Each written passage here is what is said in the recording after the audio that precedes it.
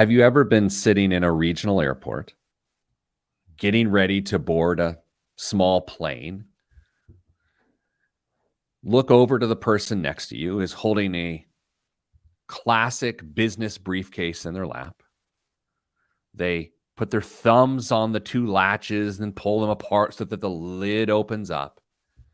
And inside the briefcase is a Danielle Steele novel and a hard-boiled egg.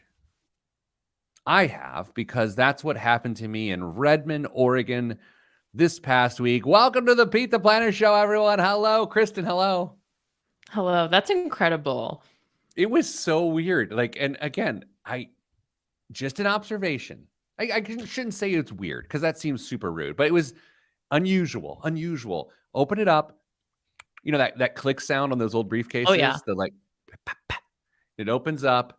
Danielle Steele novel, which is like a Harlequin, I think, right? It's like a romance.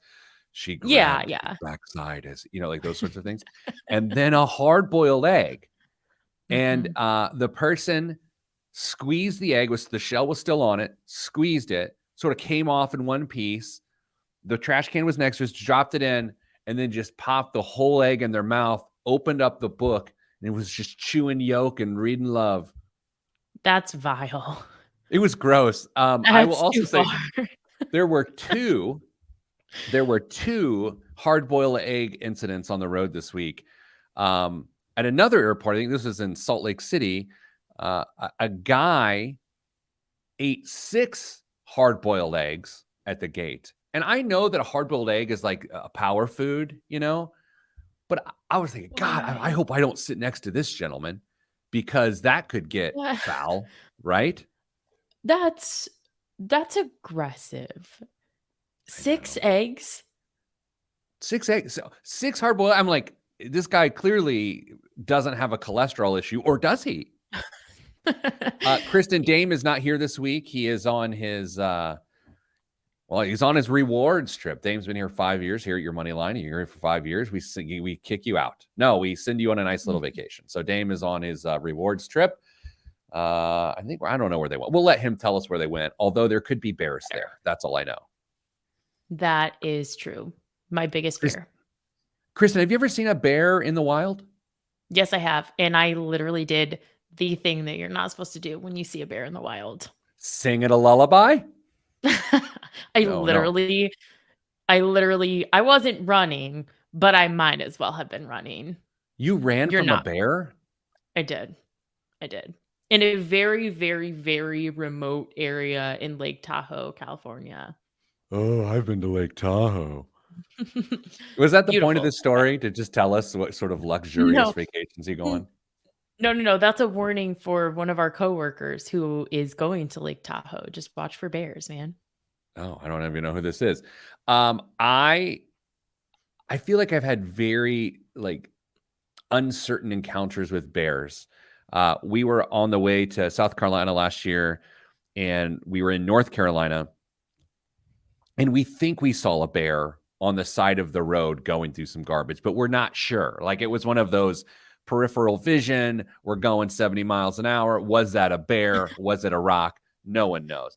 And then, honestly, when I was in Oregon this past week, this is crazy. Okay. So it's about 3 a.m, 2 a.m. I hear just this roaring, and I'm in the woods in Oregon. I'm in Bend, Oregon. And I'm like, I feel like that is a bear roaring. But then I was so tired. It's also possible. This is not a joke, by the way. It's also possible that the room next to me, the walls were so thin, it was just a very large man snoring. Like, it would equal possibility there. Yeah, that's valid. How you doing? You had a good dinner party last week? I know you were hosting a dinner party and it went well. I did. It went very well. So I love to host. It stresses me out, but I also love to put unnecessary stress on myself. It's one of my favorite things. So I had a blast. I love to have people over. Mrs. Planner doesn't share that same preference. So we don't have a lot of people over. You know what I'm saying? Yeah, I like it because it keeps me accountable to making sure that my house is really clean because you always Sure. wanna be on your best behavior when other people are coming over, so I like to kind of use it as accountability if I'm feeling like, "Man, I do not wanna do this." Well, I'm now having dinner on Saturday at my house, so now I have to. Kristen, I may be in a good mood next week on the show because the big soccer tournament is this weekend. My girls, my 14-year-old girls, going to Oh. try to win the Challenge Cup. I'm very excited. Wonderful. I thought you were So, gonna tell me I thought you were gonna tell me it was, like, some, like, national or, like, world tournament that I should know about, and I was like, "Oh, this is about to be so embarrassing." I thought you were gonna, like, quiz me, but, whew, we're no, good. I'm excited for just them. just my 14-year-old girls. All right, Kristen, this is a financial show.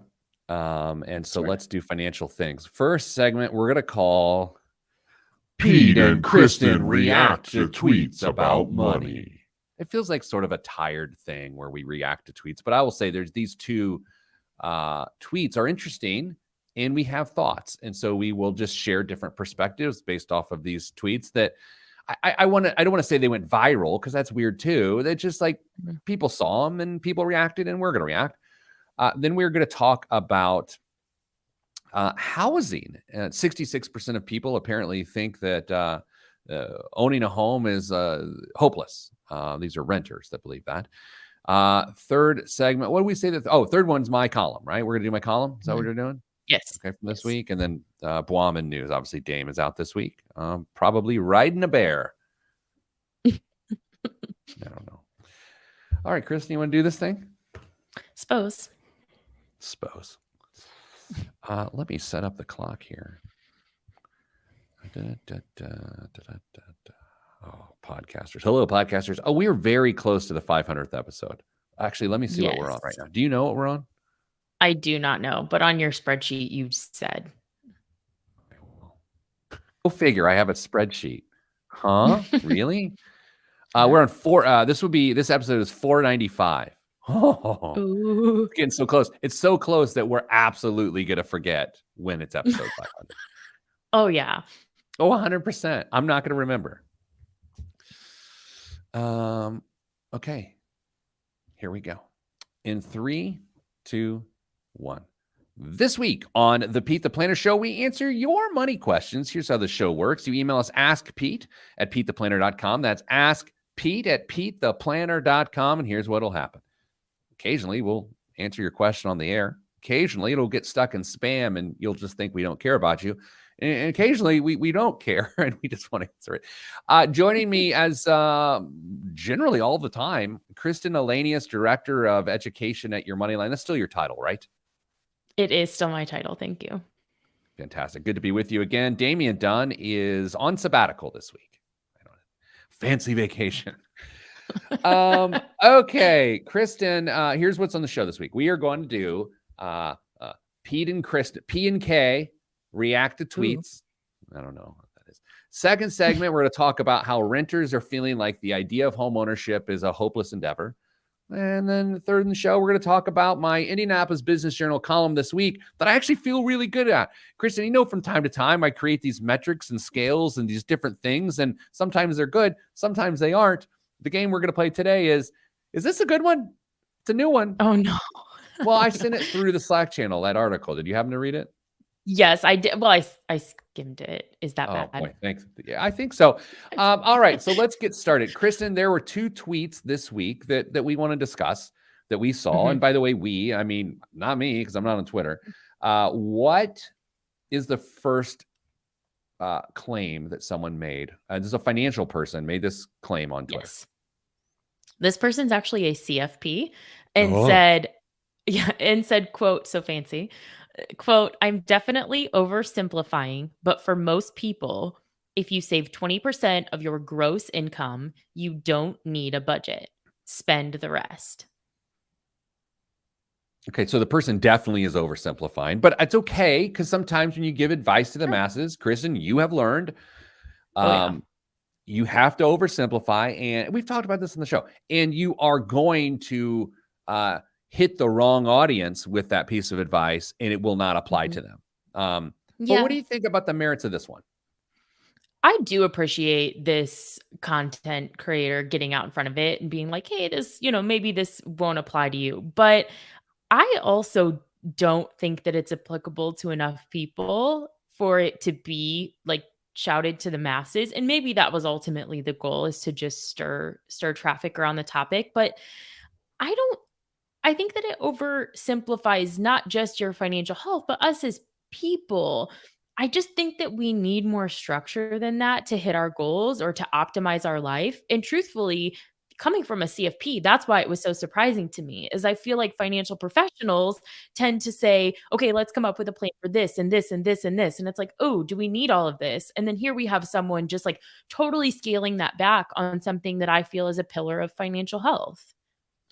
I mean, look, I do love distilling down really complex things into very bite-sized pieces. This one I think I disagree with too. And again, it's just a perspective opinion thing. The person could Mhm. be right, I could be wrong. I'll just give you my wrong opinion though. We like around here 12 to 14% of gross minimum just for long-term savings. Okay? Right. So that's the long-term savings.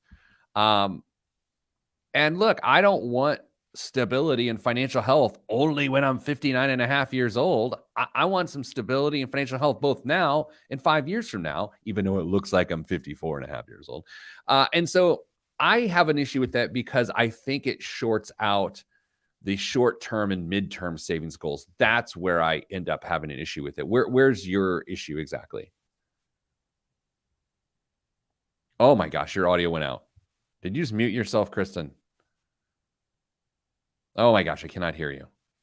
What an awkward moment. What an awkward moment. All right. We will try to get your sound back. I cannot hear you. That is okay. Are you back? All right. Here's what you'll do you reset, you come back. I'll continue the idea here. So here's the challenge. I like 10% of your income to go to short and midterm savings. We love 12 to 14% to go to long-term savings. And the other factor here in this with this piece of information, it doesn't account. Do you have a two-income household, a one-income household, or anything in the like? We talked about it before. We want to simplify your financial life. I love the idea. Again, I've given some pretty simple things. I like the idea that 25% of your income goes towards housing. That's take home pay. I like that no more than 15% of your income goes towards transportation. But we also, at the same time, when we give that piece of advice, we acknowledge the fact that it's entirely possible it doesn't apply to you. You may live in an area that's virtually impossible to have 25% of your income goes towards housing. You may live in a scenario in which you should absolutely not have 15% of your income go to transportation. It should be closer to 5 based on what's going on in your life. So that is always the challenge of a financial life is these rules of thumb are sometimes not applicable. I will also note the reverse can be true. You often hear from people like us that you should hit the match at all times. You should hit the employer match. While we agree with that, there's what comes after that statement where people often forget. If you only hit the match, if you only contribute up to your 401k where your employer stops contributing, you will not accomplish your financial goals. And if you say things like, well, I'm just going to hit the match until I take care of this, you still will not hit your financial goals. That's why that 12 to 14% is so important as opposed to a big gross 20% number. Kristen is efforting her way back into the show right now. This is the nature of live radio. Sometimes you drop off and the other person stammers around. Now, another piece of advice came in, and what we'll do is we'll make it the next segment here. Another tweet that we saw this week was a pretty aggressive checklist on whether or not you should be a homeowner. There is no doubt. There is absolutely no doubt that homeownership is a lot harder than it used to be. But some of these factors that is reported here today as to what makes you eligible to own a home, we think they're a tad bit aggressive. Now, we did get an email in that we'll cover here today at askpete@petetheplanner.com. Someone emailed us and it said, Dear Pete, not a question, but thought you would want to see this. Oh, well, great. So thanks for sending a thought. Good day, Sir Pete. At the end of episode 492, which was 3 episodes ago, I was feeling a bit left out as you teased up some hilarious Carmelite nonsense from your trip to England. I wanted to let you know that there might be a tiny market of people, myself included, that would be willing to pay a negligible amount of money for a subscription to the show if you told these very insightful Carmelite things. Well, here's the thing. I will not do that. Kristen joins us back on the show. Hello, Kristen. Hopefully Kristen has audio. Kristen has audio. Kristen, Yay. read the tweet. Thank you for that comment, Aaron.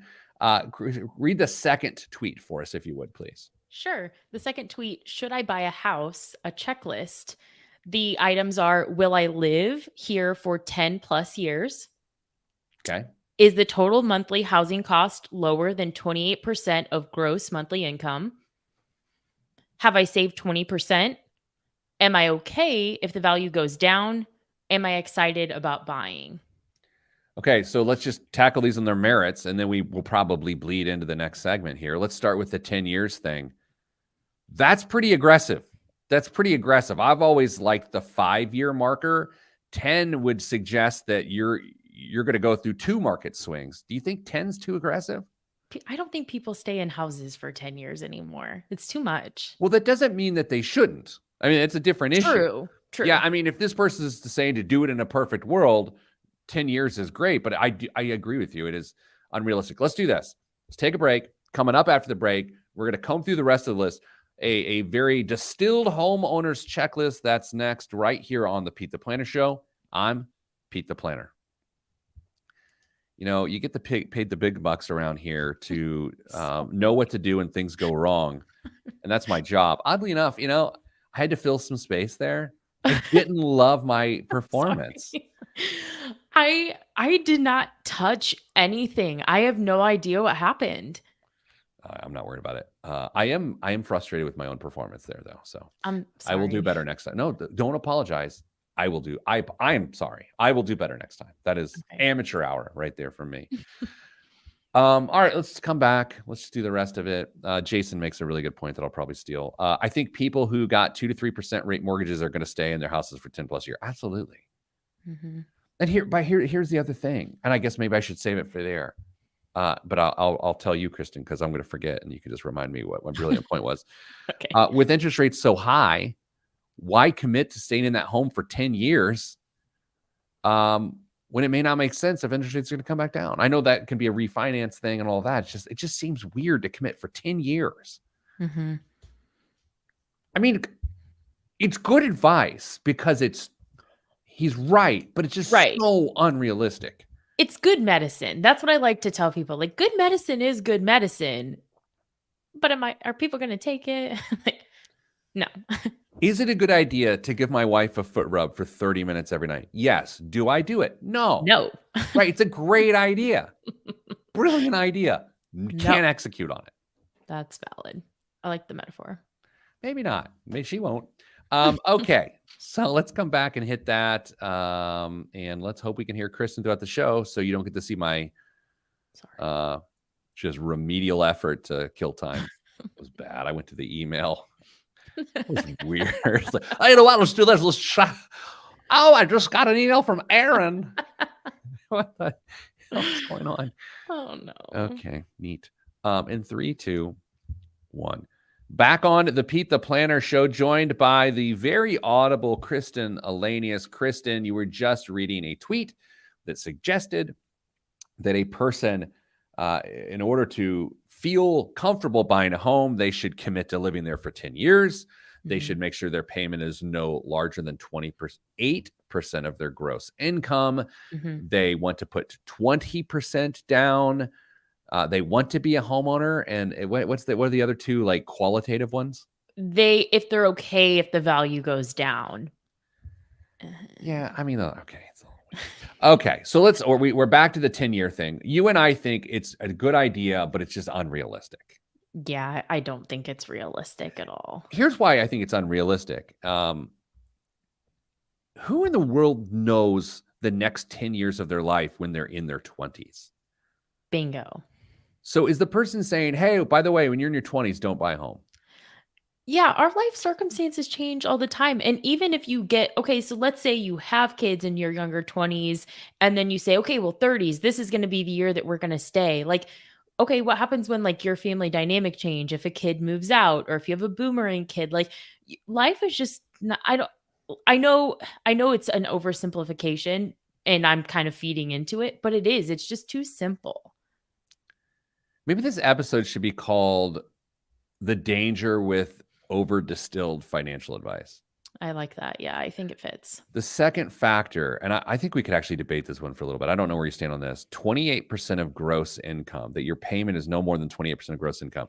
Um, I don't know if you know this, Kristen, but the ideal household budget created by Pete the Planner is based off of net income, Mhm. because I feel like making your payment based off your gross income makes absolutely no sense whatsoever.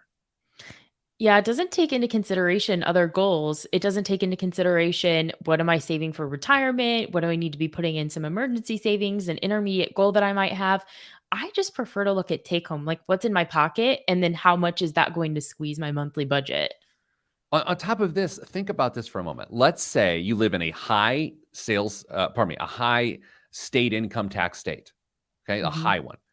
And you also have bad coverage, health insurance coverage, or expensive health insurance coverage through your employer, and you're saving a lot, and you happen to have some other thing that you're deferring your paycheck to, and you go off the gross number. That's unrealistic. It's terribly unrealistic. By going off of net take home pay, what hits your account, you're much more accurately to feel how your lifestyle and your choices impact each other. Now, I do know that banks, they look at your gross, but then they also look at your obligations off of your gross. But Hmm. just simply looking off your gross without looking at the obligations, it's bad medicine. Okay. I don't know. That's You said good medicine earlier. I wanted to be cool. I don't know what that means, but you sounded so cool saying it. well, I appreciate that. I do like though, I don't want to be like exclusively negative with respect to this tweet, but I do really like the 28%. I think still pulls people down from what we're currently collectively spending on housing. And I do think it's important to remember that, like, just because you can get a loan for a higher amount of your monthly income doesn't mean that you should, doesn't mean that you should try and grow into a mortgage payment, all these things that we say all the time. So, and I know that people on the coast tend to get really upset when we say things like that, but I still think it's true. That's fair. After we disclose this last element of this tweet, I have a secret I'm going to share with you, Kristen, that has just occurred to me. Oh no. So the next one is that a 20% down payment. Kristen, that's a lot of money. And again, what we are saying again is this tweet suggests that no one in their 20s is buying a home. No, absolutely not. The median home price is like 400 and some thousand now or something like that. Like no, but I have a hard time believing that 20% is realistic. I also think that I like the principle of, hey, save 20% of your income. Prove that you can break dependence on your income because homeownership will force you to do that. But I don't think that it has to necessarily be in the form of a down payment. And full disclosure, I did not put 20% down on my house for that very reason because I don't necessarily think that you have to. You know, every once in a while, someone will give you a recipe online and you'll make the recipe and you'll realize that it doesn't have the right amount of baking soda. The actual chemistry of the recipe is nonsense. It can't succeed. This tweet cannot succeed. And here's why. If you are taking 28% of your income to go towards housing and you've not factored in what's coming out of your paycheck before it hits your bank account, in order to have the retirement stability one must have, there's no way to save 20% down payment while you are in your 20s. You also can't actually commit to living someone for 10 years early in your career it doesn't, like, none of this actually sticks together. In a perfect world, in a vacuum of which I'm taller and have hair and smell better, is it possible? Yeah, of course it's possible. But this is why I want to reveal a secret to you, Kristen. Oh, no. It's a good secret. Maybe. You can find a tweet. I promise you. Don't take the time to do it because it's silly. You can find a tweet of mine probably 10 years ago in which I gave very similar advice, but here's what mine was: 25% of take home pay, 5 years, 10% down payment. Your boy distilled down the same thing, but he did it in a way that actually makes sense. And the thing is, I believe the down payment is an incredibly important function and mechanism within the process of buying a house. And it's not to have a lower payment, it's to show that you have the muscle to accumulate funds. Because in order to be a homeowner successfully, you're constantly going to get kicked in the shorts with expenses and maintenance. And if you're not the person that can rub two nickels together, you're in trouble. The 20% is just silly. I know it's meant to avoid PMI, but there's so many other ways to avoid PMI. Kristen, I know that arguably I'm your employer. I do know that I am your employer. I mean, if we really went and looked to it, if we looked at the paycheck, I believe my signature is somehow on there. But I will note this. Is it? Might be. I don't know if I I signed it. don't know. Well, look at this. But my guidelines are a lot better than this person's guidelines. Yes. And by the way, I follow my own guidelines. At some time, I put 10% down, and then I did a 80-10-10, as they used to call it in the biz, which was an 80% loan, a 10% loan, and a 10% down payment, and it worked out just fine. Yeah, I think the thing to drive away from what you just said there is it's about proving that you can flex that saving muscle. I don't want the takeaway from this to be like, oh, yeah, you can put a really small amount down. Well, and meet the other criteria. Well, you still need to be able to save as you go as well. So if you're putting less down, it has to be in lieu of another like big goal that's moving your financial health forward or something that's also contributing to power percentage. It can't just be like, well, I want to keep the money and use it for whatever I want. I hate to make this segment about how hard it is to give advice to the masses, but it's really hard. And this person who retweeted this, by the way, has a much larger platform than I have. Mm-hmm. Right? I mean, this person has a Netflix show. I just disagree. I mean, it's okay. Right?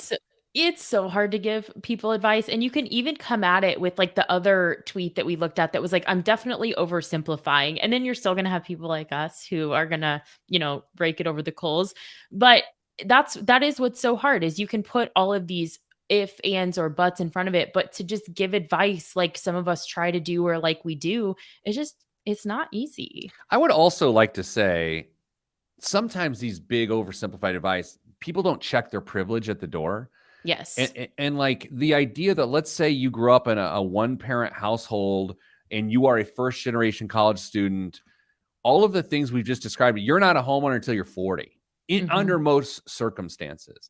And so I think it's unrealistic advice that is not helpful to people who did not grow up in an ideal situation. Off the soapbox, onto my advice from this week's newspaper column. Well, Kristen will tell us whether it's good or not. That's next on the Pete the Planner Show. I'm Kristen's co-host.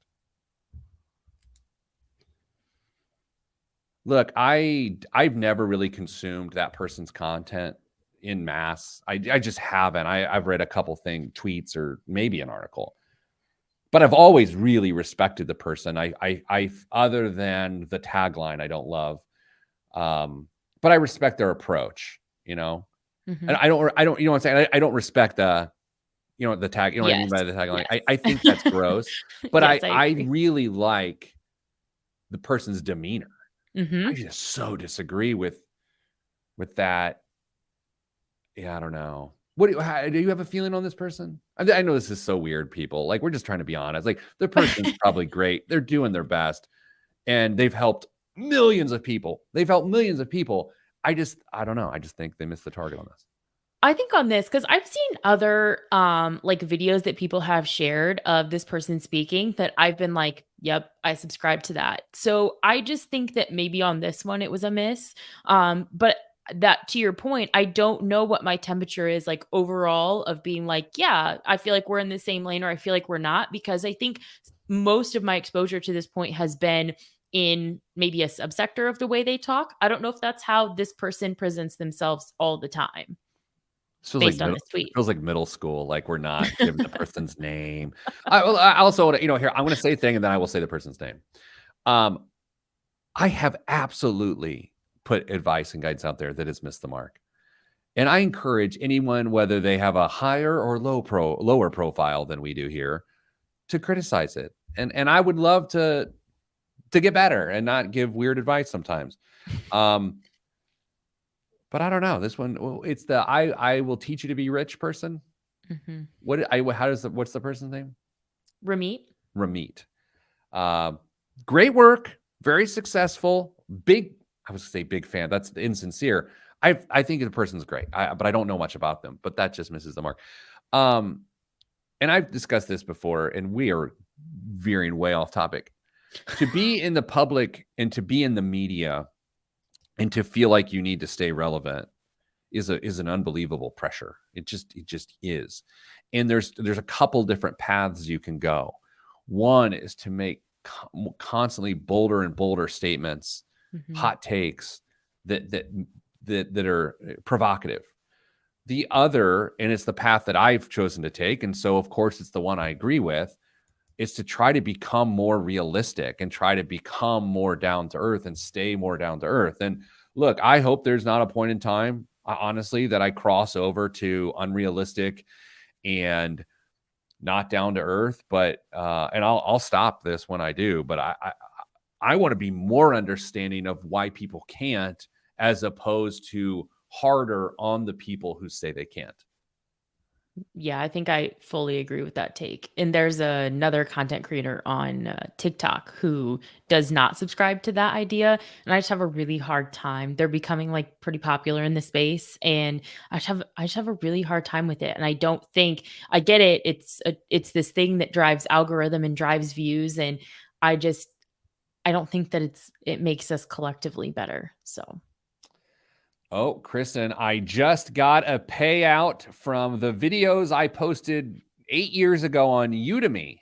Udemy. Have you heard of Udemy?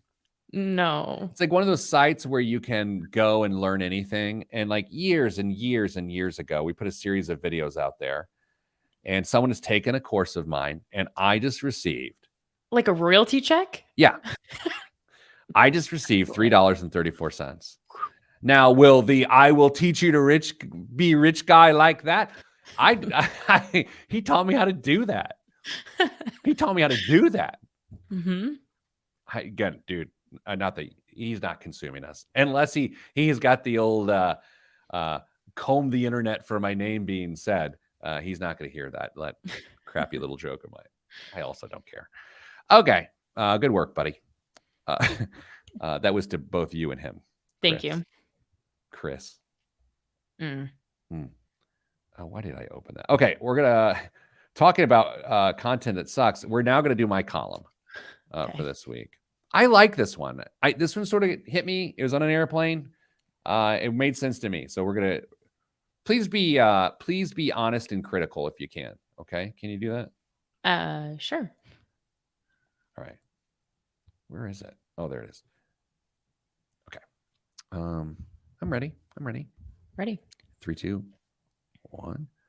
Back on the Pete the Planner show. Kristen, I write a newspaper column, amongst other places, the Indianapolis Business Journal. It's a journal with business topics in the Indianapolis area.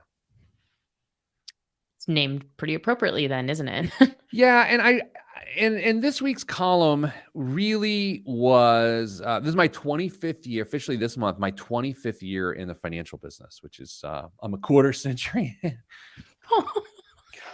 Heck, man. You're barely 25. I was gonna say, yep, Uh, that's not good. Yeah. so what I love about this business, and it actually plays into what we just talked about, is the further I get into it, the the more I realize how complex things are, that they're not actually simple. And so early on in my career, I'd give hot take advice in which I just really simplify things and be like, yeah. And then the older I've gotten, I started to realize like, man, this is a little bit more complicated than you think. And so there's one peculiarity that I've noticed that I still struggle to get my head around. And I believe this to be true. And it just blows my mind. And it's this: a pay raise is more likely to make your retirement goals harder as opposed to easier. And that is a mind-blowing realization over the last 25 years for me, is that when a person gets a raise, that raise will likely lead to retirement being harder for them than easier for them. And I would love to walk you through it. So, Kristen, you are nearer the beginning of your personal finance journey than me. At first glance, I give you the phrase. You didn't fake like your sound went out, did you? Well, what do you think about it?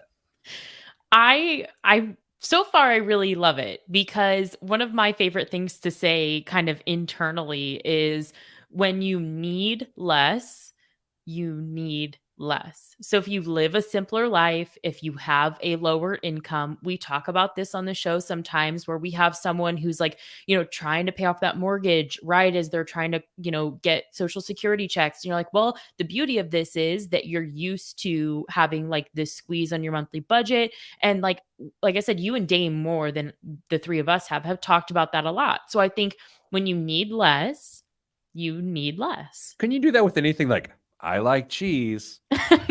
I like cheese. No, Couldn't you do that with anything? I feel like that's not the same. I brushed my teeth this morning. I brushed my teeth this morning.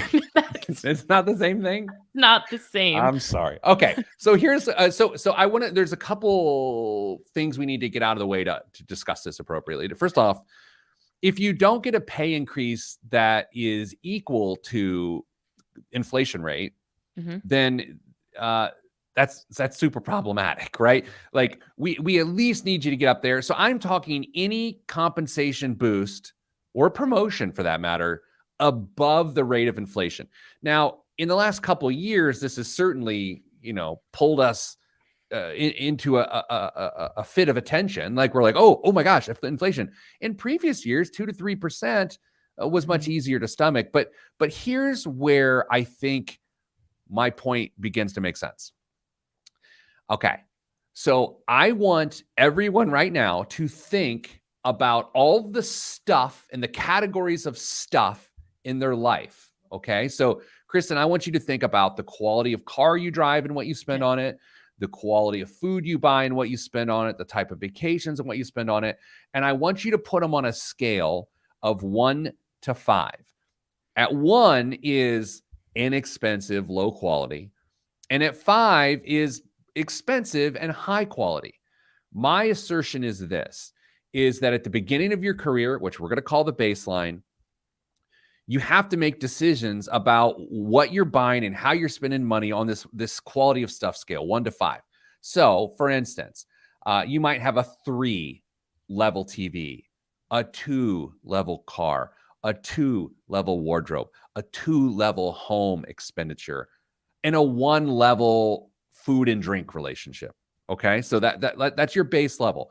And on top of that, you have a certain amount of money you set aside for short and long-term goals, which hopefully is more than 20% of your gross income. Okay, right? So are we level set so far, my friend? I think I know where you're going with this. I think I understand. We're good. Okay, so then as things change, sometimes just taste. Sometimes just understanding yourself, like maybe you got to switch to a more expensive deodorant because the one you were buying, which is a level 1, irritated you. Or maybe you find a better conditioner for your skin or whatever. It's just like these things are a quality of life, or trash bags that don't rip. And so you go from a 1 to a 2, and then you're like, you know what? I like wine. So now I'm going to spend 2 or 3, or I don't want to go to Champaign, Illinois for vacation. I want to go to Chicago, Illinois. So you go from a 2 to a 3. And so all of these things happen. And all of a sudden you realize that it's your pay increase, which makes the natural ones like, hey, my deodorant stinks, I need a new one. That's a smelly joke. And also, I want a better car. It starts to eat up whatever gains you make. And so you get into this point in time of that the reason you can't actually successfully retire is because more of your income is used to create a dependency on all of these obligations, as opposed to creating equality within your financial baseline, which is how much you're saving towards your short-term and long-term goals. Now, Kristen, I know this is a very complex concept that I was able to capture in 737 words. But is this tracking, or are you calling BS on this?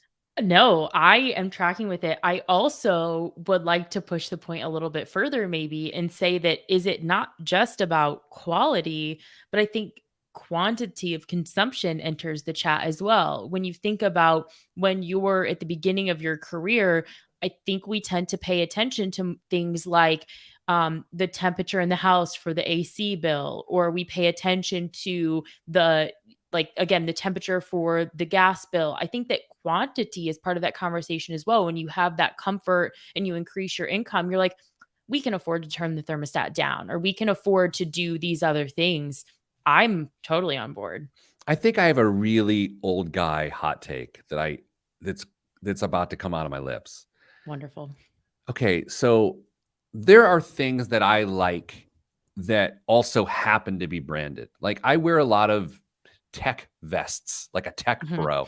I wear Patagonia vests, and I like it. I like the quality. Do I like the fact that the patch is there? I would say no, but I don't know. Um, Maybe I do. But if someone is buying branded things because it's the branded thing, and they have to pay a lot for that. And am I talking Louis bags? I don't know. Possibly. How much of that? I mean, so you're going from I need something to carry my stuff into I'm paying a 6 on the 5 scale to carry my stuff. That seems problematic. It does seem problematic, and I think that one of another, takeaway or another parallel I would like to draw is I asked the question years ago. I was like, "How much money do you have to feel like it's no big deal to fly first class all the time?" Is that on this scale too? Like, the plane's gonna get there. Man, can we do a whole segment on that next week? Okay, sure. Can we? Because I, I Yeah. I I have thoughts. Needless to say, I have thoughts, and I will share those on that. Um, can I go back to the purse thing for a half second? Like, the Yes. idea that there are counterfeit purses and counterfeit Rolexes, Mhm. I feel like that illustrates my point. I feel like that illustrates the point that it's like this isn't about the quality; Right. it's about the appearance of the quality, which means you're going up to 5 on the scale for no reason. For the appearance, I guess. I see. I told you these are old guy hot takes. But anyway, if you want to read the column, go to ibj.com. Subscribe to the IBJ. I feel like I have to say that contractually. That's fair. I don't think I can repost the articles for free on our blog. That's probably not allowed, no. I think that's a copyright infringement. All right, let's do this. Coming up after the break, biggest waste of money of the week in the news. Kristen, you're reading the news this week since Dame's on his little getaway. I sure That's am. next on the Pete the Planner Show. I'm Pete the Planner. I have lots of opinions on first class. Same. Do you want to do them now? Well, no, we promised the radio audience. I feel bad when sometimes when we do that, where there's not continuity in the show, like we'll either bring up something on the radio that we talked about on the pod, and then We or do vice do that. versa, and it feels bad. We do that. Do do. Um, I had another bubbling hot take start to appear this week. Again, the more travel I do, the more I just get annoyed at things, and then that's where hot takes happen. And it became like no, I'm actually not going to go into it. It's so offensive. Okay. Well, I'll tell you out there. The show within the show within the show. Oh, yes. What, Danza? There are plant-based Reese's cups. Aren't peanuts plants? Yeah, but it's gonna be the chocolate. But I Wait. mean, if they just use dark chocolate, why wouldn't it be plant-based? Oh, so I would assume it's the dairy within the milk chocolate. Mhm. And I'm sure that they put some dairy byproduct in the peanut butter to make it creamier. Yeah, good call. your twin, your doppelganger. You've been in the business almost as long as I've been alive. Thanks, Caitlin. Thanks a lot. Not on the Christmas card list. Do you send holiday cards, Kristen? No, No. I don't. I don't have it that together. So Yeah. maybe someday. I used to think they were a waste, and then now I'm the old guy that loves seeing people's like kids and families and stuff. I love it because I have friends literally all over the world because of life circumstances, and, like, seeing them on the fridge is so, like, so nice. Like, I still have one of my friends, like, announcements that they were pregnant on the fridge that was part of their Christmas card. Because 'cause I'm just like, I literally never see her, so I like it. I don't like that we've started taking like the image of me off of Christmas cards that I don't like people seeing me age on their fridge. Pilot Jeremy weighs in, just signed in, want to be part of the conversation next week on first class. We can wait a couple weeks. You're on vacation next week. Don't consume us when you're on vacation with your family. Please don't subject your family to us. Yeah. Speaking of which, do you think that Dame is not watching this? Oh God. I mean, here's the thing. The show doesn't happen when with all due respect, when I'm not working. So I would, but if it was, I would never log on. If it was just you two, I mean, I love you both, but like I wouldn't log on. Wow. You log on when you're not supposed to be. And Yeah. Dame's totally watching right now. Well, and maybe that's the difference in I don't know what types of vacations, but, like, I generally just, like, take a long weekend just so that I can start my weekend early. That's really common for me. So if I'm not here on a Friday, it might just be because I wanted to start my Friday early so I don't feel but if I was on, like, a week-long deal, I don't think that I would watch the show. I think it's different. I don't know. No one knows, Kristen. All right. You ready for Blom and news? Did you write fun jokes like Dame does? I did not write fun jokes. I'm not funny. You'll just When Dame does his news, like half the time I'm like, this sounds horrible. This is gonna sound terrible. I'm oh, like, no. did someone else write that, or is he writing that? I think that he gives himself that much time to think about the news because Dame is funny. You just got to give him a minute sometimes to be funny. And he comes up with some real zingers sometimes. He is So funny. He is funny. That's funny. I don't know why I said it in that voice. Let's move on. Okay, let me get ready here. Old man. All right. Feeling pretty good about this first one here. oh no, it's just me guessing. Yeah, I know that's why I feel Great. good about it. I win. Great. I get to win for once. Okay, here we go. In 3, 2, 1. This week's biggest waste of money of the week, right here on the Pete the Planner show, is Aesop Avail Facial Sunscreen Lotion. Sunscreen isn't just for the summer, but it is just around the corner. Keep your face protected year-round with the Aesop Avail Facial Sunscreen Lotion. The lightweight formula provides SPF 25, or what us gingers call amateur hour, to the surface of your skin to provide a broad spectrum shield against damaging rays. At the same time, it also lays down a rich layer of hydration as well as the antioxidant benefits from green tea and vitamin E. Its quick absorption won't leave behind a greasy residue, just a fresh, herbaceous aroma. Now, I am a little bit of a sunscreen expert. I just have to tell you, when you have the complexion of me, you carry around a jar of Hellman's mayonnaise and spread it all on yourself at all times. Kristen, what is your relationship with we are going to talk about your skincare regimen because I feel like this is creepy. It feels like your skin could take on a tan pretty easily. Yes, I do tan really easily and I take skin protection very seriously. I don't like tan. I try to keep sun off my face. So I do have a decent amount of exposure in this space. How many ounces is this? Okay, thank you for asking. A paltry 1.8 ounces, which, Oh my. yeah, I think that's 300 mils or something like that. It is travel. Oh, actually, 1.8 is super small. I think travel size is 3.8. 3 it's like 3.4 or 3.8. So it's pretty small. 1.8. Okay, so this is half of what you're able to take on a plane. Mhm. Half of what you're able to take on a plane. What do you think? I'm not familiar with this brand, which makes it a little hard. So I'm gonna say 30. Okay. Can you imagine, just for a moment, you go to CVS just prior to getting your receipt, the size of the Dead Sea Scrolls, and you go to make a purchase for what is probably my thumb, a thumb-sized bottle of sunscreen that's 25 on the SPF scale, and it's just arguably for your face. It's just for your face. Not even for the rest of this vessel that we call my temple. That was my body, Kristen. I was referencing my body. I didn't want to make you throw up. You haven't eaten lunch yet. $60. Wow. $60. And like, I got to be honest, soccer tournament this weekend.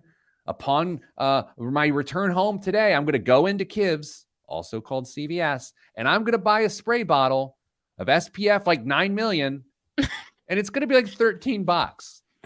And will I spray it on my face? Yeah, I will. I don't care. I don't care. Yeah, it'll clog my lungs with things and my eyes and my pores, but I'm not a model. I'm not a model. But is it actually protecting your skin, Pete? Yes, I don't burn. Also, an important note here. I am going to be wearing pants and a long sleeve shirt and a dad hat and a neck gaiter all weekend long in 79-degree weather during the sun of a soccer game this weekend. That's Your who I am. your sun or your skin thanks you for not exposing it to the sun. I would also like to say my wife benefits because I don't have random women just get so attracted to me in public based on that look that she doesn't have to worry about competition, if you know what I mean. That's a win for her. Yeah, protecting your skin for the long term, not having to worry in the short term. Go, Mrs. Planner. I feel like she would just carry around like a handbook on how, like my instruction manual. And if someone shows interest, she would just hand the book to them like, good luck, take him, please. That's incredible and very on brand. Yeah. What's in the news this week, Kristen? A few things. The exact six-figure salary that Gen Z and millennials need to feel like they've made it. Do you want to take a guess? Family Feud? Yeah. Gen Z and millennials, how much do they have to wait? Is it how much they have to tell people they make to know they've made it? How much would their salary have to be for them to be like, I've made it? Okay. Gen Z first, the youngers. Oh, the youngers. Oh gosh, I'm gonna be so out of touch on this. Holy cow! Well, Dane would be too. We're the same. This is how I feel when you do bomb. Just so you know. Okay. Oh boy. Well, how to think? Jeez. 150. It's 124. Okay, I almost said 125, and then I was like, well, that's weird. Okay. And then millennials. Who are they? Older? Slightly older. I'm a very young millennial. So me and then I don't know, however long. 20? Is it 15 years? 20 years? 175. 120. What? What? Oh, so they get more realistic. Correct.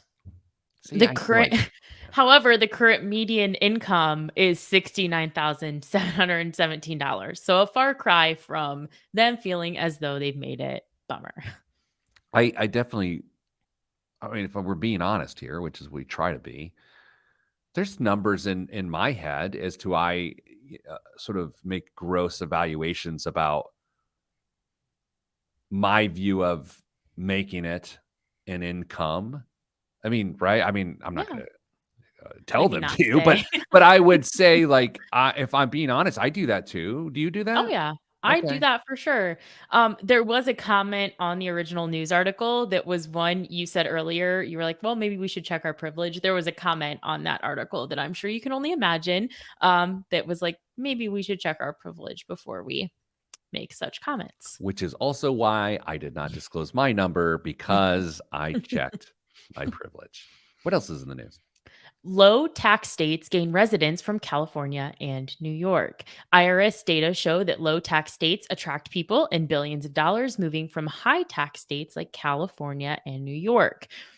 By Findings show that more than 84,000 New Yorkers moved to Florida, another state with no income tax. Florida gained over $11 billion in former New Yorkers alone. I know a handful of people who have made these sorts of moves that you've just described. Some for financial reasons. I mean, and if we're being as transparent as we aim to be, a lot for political reasons too. Yeah, it's hard because I would like to think that if I had so much money that I was like legitimately concerned about the 12.3% tax rate in California, the highest rate, that I would be like, "You know what? I've I've I have made it. I have the opportunity to be upset that this is my problem and live in San Diego where it's beautiful like all the time." I would like to think that at some point I would have enough money that I would be satisfied with paying it to live like in San Diego, for example, but maybe not.